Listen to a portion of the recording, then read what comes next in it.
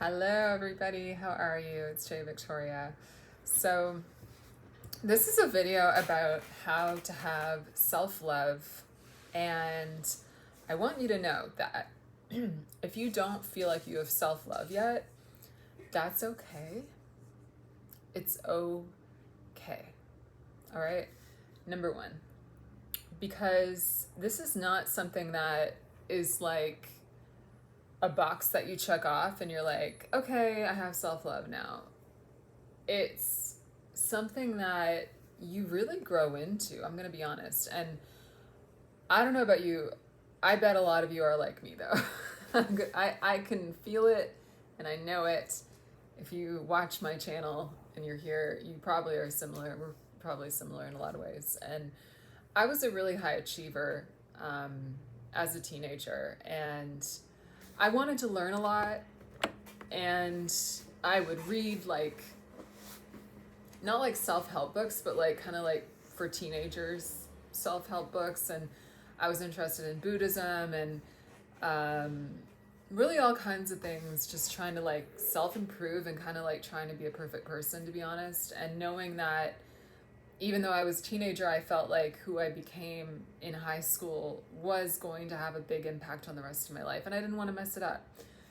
And I remember, learning a lot from adults, because that's usually who you're learning from as a teenager, and even in movies and stuff, and just trying to figure out more about life, and really without having a lot of life experience in this lifetime, at least, to go by.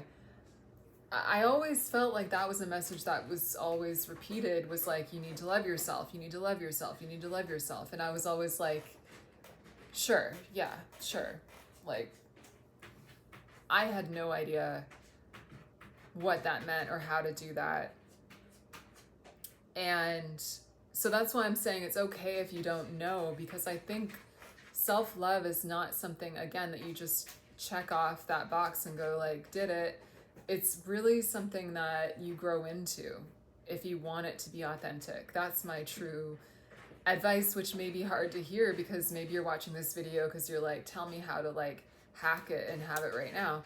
And I'll tell you everything I know that I can think of, at least right now, to talk about. But that is an important point, because I feel like, honestly, I even can make this video because I've come into a place that has forced me to have self-love probably for the first time in a way that I haven't before.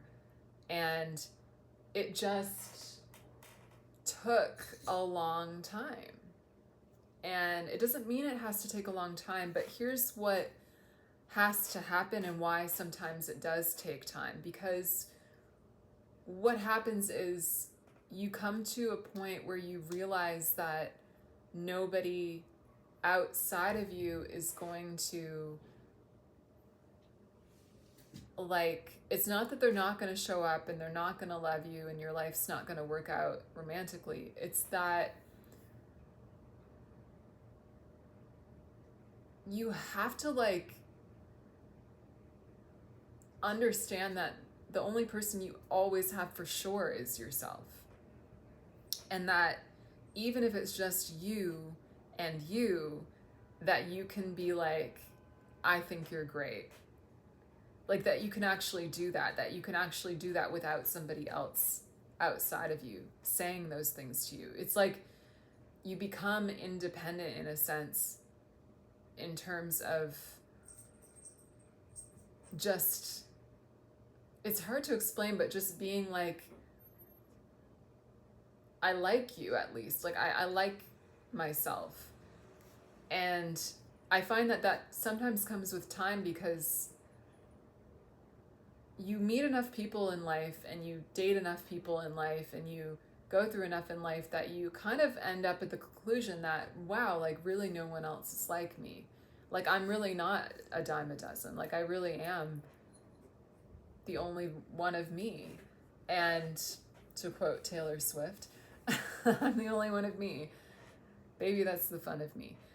But for real, like, you start to be like, oh, like, I guess I am this person, and there are things about myself that I like, and that other people may have reflected back to me, but I just kind of enjoy these things about myself. And you just start, it's kind of fun. You just start to, I wouldn't even start with self-love, to be honest. I would start with like, kind of just like liking yourself, or being curious about yourself, or being like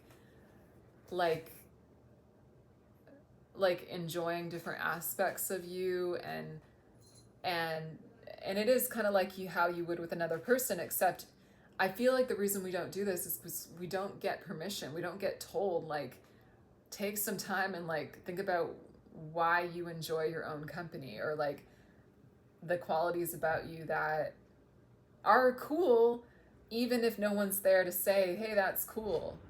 It's like, I found that this actually started happening for me when I started filming myself more, because I'm a comedian, and seeing myself on camera more, and even here as an entrepreneur, like seeing myself on camera, seeing little quirks that I had, little kind of playful things about my spirit, and honestly getting clear energy really helped me too, with accepting the beauty of my own spirit, and recognizing like that's nice. You know, that's special, that's unique, that's its own thing, that someone can reject you and literally they will never find that ever again. And just being like, I don't know, it's like you just start to see the beauty in yourself, really. And yeah, so yeah, there's a lot of ways that you can kind of start to like look at yourself, whether it's on camera or getting your energy cleared. And what that means is that the stuff that's in the way of you, the actual you. So when we're talking about loving yourself, we're talking about loving your spirit. That's yourself. That's your true self. So if you don't have your spirit clear, your energy clear, you can't even see yourself. You can't start to notice these cool little quirks about you, or this or that about you, or these things that are interesting about your real identity, because it might be covered up by negative energy. So yeah, getting your energy cleared is really, really big. Even watching myself talk right now, like I see my eyes, but my eyes are bright because I clear my energy all the time. And it's like, but I can see like the personality there, but like that gets stronger, not just in the look in your eyes, but in who you are and everything about you, all the positive qualities about you. That is your spirit. That's who you are. And they get clearer the clearer your energy gets. So yes, that's not just a plug for my energy work, but it's just true that if you want to love yourself, it's like you have to get to know your real identity, which is not negative energy or the negative experiences you've been through or the fear. It's all the positive stuff. So getting that clearer is going to show you who you are, even. And that's where you start, is like just appreciating things about yourself. And so you can start with really small things. It doesn't have to be like this big thing, like I'm going to love myself, or even this big goal. Like you can just literally start to appreciate things about yourself and start to be like, you know, there really is no one like me. And even if there are people kind of like me, they're still not me, with all the different combination of qualities that I have, that you have, that, you know, make you who you are. And I think that's the big difference between like not having self-love, like me as a teenager, and me now. And like the growth between not having it and having it is just honestly giving yourself permission to think that you're cool and to appreciate yourself. And I think that's why I'm saying it can take time, because over time you'll realize that no one's going to show up and tell you to do that, except me, I guess. But no one is going to show up. And I think over time, like I started to realize like, oh, like not only is no one going to show up and tell me to appreciate myself, but also I can just do it. I think that's also the thing that can give you a lot of freedom, is just being like, oh, I can actually just appreciate myself. I can like myself, and no one will throw a fit, and I can love myself, and no one will, like the world won't explode, you know? And the irony is that when you start to appreciate these things about yourself that make you you, that's when other people start to notice them more. And it's just this funny irony of life that, like, truly when you start to accept yourself and love yourself, and what that means, it's just like you would with a person, just be like, I like that about you, and I like this about you, and I appreciate that you care about this so much, and I appreciate that you just have these qualities, and I enjoy this about you, or I think this is funny about you, or um, you just have all these qualities. Like, it's then that I find the world sees those things in you. And also it's then when I think romance becomes way better, because it becomes more something that is like, you don't need somebody to tell you you're beautiful and to tell you you're funny and to tell you how great you are. You don't need them to. But they do, because you already see it. You know what I mean? And that might not sound super romantic. Maybe it sounds more romantic to have someone show up and be like, you don't even know how amazing you are. But they'll still do that. I think they do it at a deeper level. They'll see things that you can't possibly see because you're inside of yourself. I think they'll still do that for you, but I think the foundation, I'm saying, of like just liking yourself and having that connection with yourself, like, I think you can't really have a good connection with someone else unless you have that. And I'm almost 40 now. I'm not 40, but I'm getting there. And I'm actually like, I don't feel bad about, when I think about it, I'm like, I've just like come so far with the experiences that I've had. And that's another thing I would say, like, to anybody who's younger. I know I look 25, but it's the energy work. But literally, like, what I would say if I could, like, say something to someone maybe like who's 25, or, you know, just in that kind of growth stage. I don't think the number of your age really matters, but it's like, I would say that what I learned, at least so far, is that it's not about finding love even. And I think when you don't really love yourself, you're very dependent on those experiences, and they become way more heightened. And I know for myself, I thought every guy I really liked, I was gonna marry. And if I didn't marry him, I was like, my life was trash. Like, that's how it felt. And I knew I was doing it even. I was aware, like, I'm self-aware like that. Like, it's like, I was like, I know that I'm being an idiot, but like, it's hard when you just really like somebody and you don't want to lose them, and you feel like your life will not be the same without them or complete without them, and you're scared. And then exactly the thing that you're afraid of happens, and they reject you and they leave and they never talk to you again.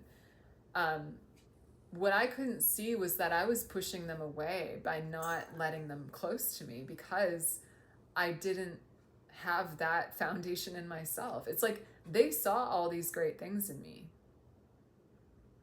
but I didn't believe them. You know, I didn't see them in myself.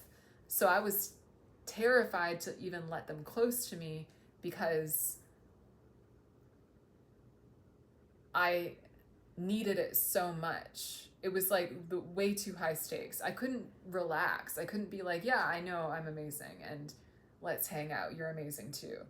Like, that would have been way more fun, is what I'm saying. If you start to have this foundation of love for yourself, in yourself, your dating experiences will be so much cooler and better, and you won't suffer as much. And so don't think about self-love as like this airy-fairy like thing that you're going to do in your 40s. Like, literally, like, realize that it's simple. I told you how to do it. It's not a big deal. It's just about appreciating your own self and not needing someone else to do it for you, and also like just giving yourself permission to do it every single day. And then when people come around and they like you, you're like, I know, right? I am really cool, and I am great, and I like you. I see all these things in you too. I think you're great. We should spend time together because we're both awesome. And then everybody relaxes because you're like, you just get to have fun, and you aren't like needing and afraid and all of that. And that's just my advice. And also, the other thing I would say for dating experiences, especially if you're someone like me who's like, you need to marry everybody, you think. I mean, in retrospect, I'm glad I didn't, you know, but like at the time, you're like, I want to marry everybody that I really like.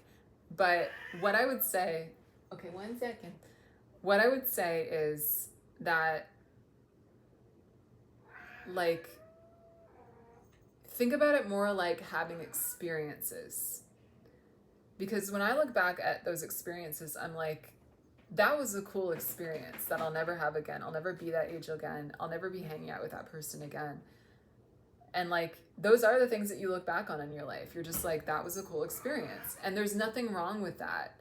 And so I would tell you now, if you're going in a stage where you're going through different experiences, to like, just enjoy the experience and to come at it again as much as you can with that attitude of like, yeah, I am cool. Like, you do want to hang out with me for a reason. I personally I never gave myself permission to think I was beautiful or really like, you know, like really see my good qualities. I always wanted them to do it for me. And so it created a lot of stress. And instead, just try to be more like, yeah, I am awesome. And like, yeah, of course you want to hang out with me. And realize that if someone you think is cool wants to hang out with you, it's because you're cool. It's because you're beautiful. It's because you're wonderful. And you need to start seeing that for yourself, because they're not going to complete that circle for you. So the more you can do that for yourself, you're going to have so much more fun. You're going to have better experiences and live the experiences for the experiences. Because here's the other thing. Even if they leave and they break your heart and you never see them again and they ghost you, you still have that experience. You will never not have those moments and that experience and the growth that it, you know, propelled you forward with. And it's like, you learn so much about your relationship with the masculine or the feminine. You learn about yourself. You learn about what you'll tolerate, what you won't. You'll learn literal lessons about what to do, what not to do. And no one is ever going to take away your spirit, your self-love, who you are. And so don't treat it that way. Don't get too dramatic, because no one's ever going to really take anything from you. I know that when you're going through hard things, you don't see that, but it is the truth. When I look back on all those guys that I dated and things that I wished happened and they didn't, and all these things, the truth is, like, no one ever took anything from me. I'm here complete right now. You know, I'm here complete in my spirit, in the awesome spirit that they wanted to be around. And I'm an awesome person, and I am rad in all ways. And I still have 100% of that. They don't take anything from you.